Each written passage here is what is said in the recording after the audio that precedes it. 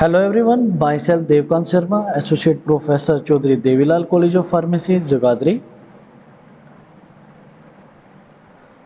So dear student, today our topic of discussion is fluid energy mill, or we also know this mill as jet mill or micronizer or ultra fine grinders. तो fluid energy मिल के बारे में हम discuss करेंगे। Last lecture में हमने ball मिल, hammer mill के बारे में डिस्कस किया था। तो fluid energy mill works on the principle of impact and attrition. Fluid energy mill impact and attrition के प्रिंसिपल पे काम करती है। जो हमारा किसी भी ड्रग के जो पार्टिकल्स हैं उनके साइज को जो रिड्यूस करते हैं, वो दो प्रिंसिपल को फॉलो करके इसमें साइज रिडक्शन होता है, that is impact and attrition. मैं सबसे पहले हम डिस्कस करेंगे फ्लूइड एनर्जी मिल के डायग्राम को कि कैसे इसमें क्या क्या चीज़ें।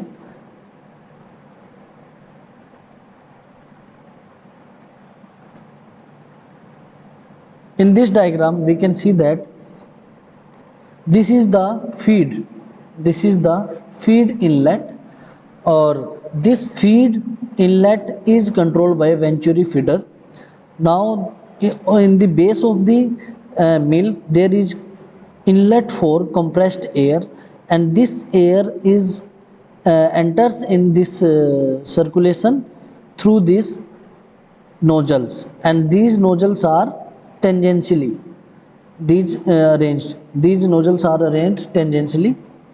This is the elliptical loop pipe.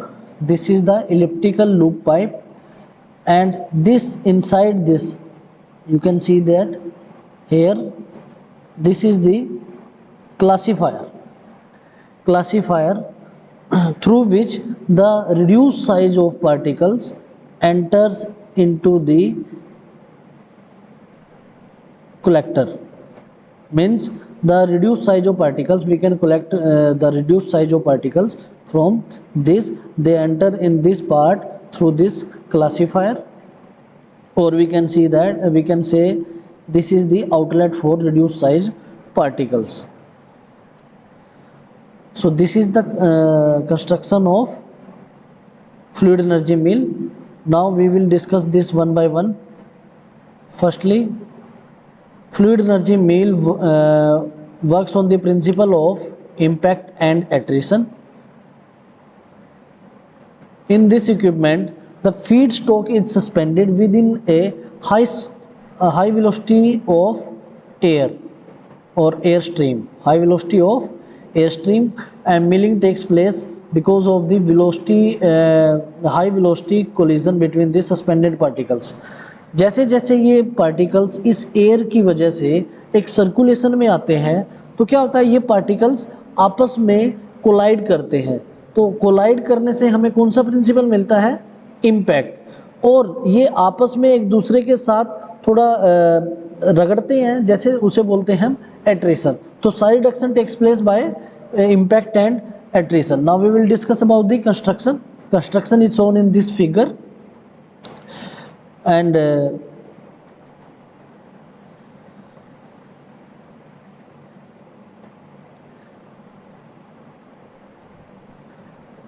the fluid energy mill consists of elliptical pipe which has a height of approximately 2 meters and diameter ranges from 20 to 200 millimeters. The surface may be made up of stainless steel or tough ceramics. Grinders or nozzles are arranged tangentially so that the speed of air can be increased, and normally compressed air of near about 600 kilopascal to 1 megapascal is used. Inert gas may be used as an air, and venturi feeder, this venturi feeder is controls the airflow.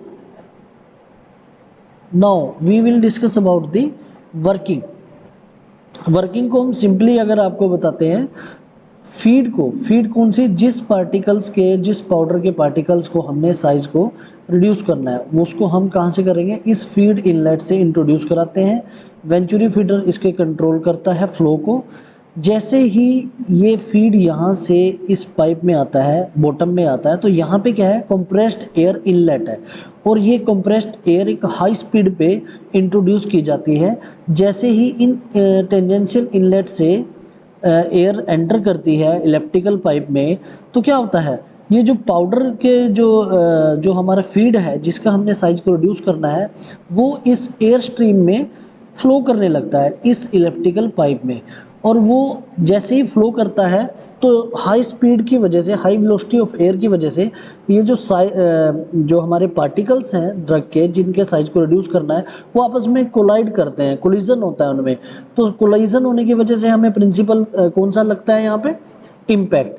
तो impact की वजह से size reduce होता है, और जो particles move करते हैं साथ में, तो क्या होता है, उसमें एट्रिशन भी होता है। तो that's why the principle involve is impact and attrition, और इसी वजह से उनका साइज रिड्यूस होता है। और यहाँ पे लगा हुआ है क्लासीफायर, एक स्क्रीन लगी हुई है जिसका साइज, जिस पार्टिकल का साइज इस स्क्रीन के पोर साइज से छोटा हो जाएगा, वो यहाँ से इस क्लासीफायर से यहाँ पे एंटर करेगा, यहाँ पे। तो यहाँ पे हमें कौन से पार्टिकल मिलते हैं, the reduced size particles.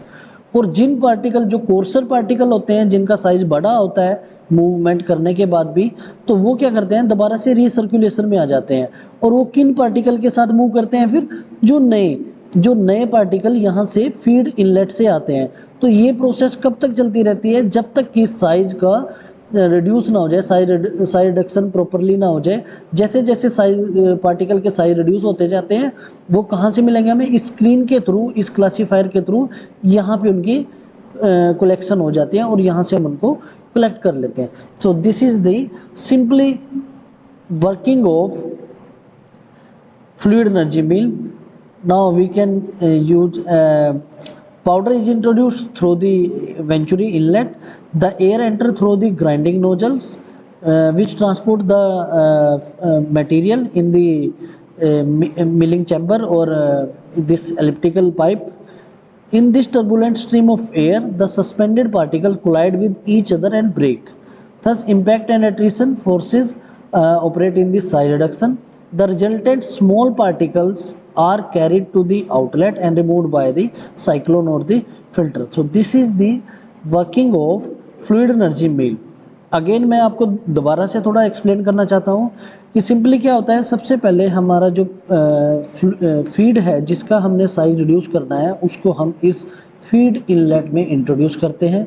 Venturi feeder इसके फ्लो को कंट्रोल करता है, कितने पार्टिकल्स को हमने मूव कराना है। यहाँ से this is the compressed air inlet, यहाँ से compressed air at high velocity introduce की जाती है और वो एयर इन ग्राइंडिंग नोजल्स और इन नोजल टेंजेंशली अरेंज नोजल से इस इलेप्टिकल पाइप में एंटर करती है।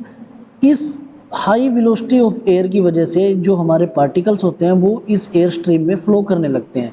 फ्लो करने के दौरान वो एक दूसरे से कोलाइड करते हैं, जिससे हमें इम्पैक्ट एंड एट्रिशन का प्रिंसिपल इन्वॉल्व होता है और वो टूट जाते हैं, साइज का उनका रिड्यूस हो जाता है। तो ये सर्कुलेशन चलता रहता है। जिन पार्टिकल का साइज रिड्यूस हो जाता है वो हमें इस क्लासीफायर में से पास होके यहाँ पे इस जगह पे वो कलेक्टेड हो जाते हैं, यहाँ से हम उनको कलेक्ट कर लेते हैं। और जो कोर्सर पार्टिकल हैं जिनका साइज अभी भी बड़ा है, वो इस स्ट्रीम में घूमते रहते हैं और नए पार्टिकल के साथ, जो न्यूली इंट्रोड्यूस्ड पार्टिकल आएंगे फीड इनलेट से, उनके साथ फिर वो कोलाइड करते हैं, एट्रिशन होता है, इम्पैक्ट होता है और साइज रिडक्शन होता जाता है। So this is the working of fluid energy mill. Now uses fluid energy mill is used to reduce the particle size of most of the drugs such as antibiotics and vitamins. Advantage, it has no moving parts. No moving part कोई भी इसमें, जैसे hammer mill में hammers move करते थे, तो fluid energy मिल में कोई मूविंग पार्ट नहीं है। तो that's why there is no heat production in the mill and it is a rapid and efficient method. Since there is no wearing of meal, so contamination is not possible. Now there are some disadvantages also. Fluid energy mill is not suitable for milling of soft, tacky and fibrous materials, and the equipment is expensive. These are the disadvantages.